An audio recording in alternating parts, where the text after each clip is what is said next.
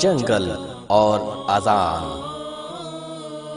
سیدنا ابو سعید خدری رضی اللہ عنہ نے عبداللہ بن عبد الرحمن بن ابی صعصعہ رحمت اللہ علیہ سے کہا، میں تمہیں دیکھتا ہوں کہ جنگل میں بکریاں چرانے کو بہت پسند کرتے ہو، لہٰذا جب تم بکریوں کے ریوڑ کے ساتھ ہو یا دور کہیں جنگل میں، اور تب اگر نماز کا وقت ہو جائے تو تم نماز کے لیے بلند آواز سے اذان کہو۔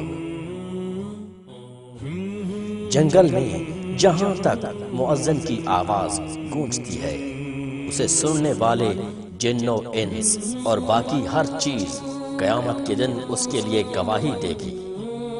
سیدنا ابو سعید خدری رضی اللہ عنہ نے مزید فرمایا، میں نے یہ بات رسول اللہ صلی اللہ علیہ وسلم سے سنی ہے۔ صحیح بخاری حدیث 609۔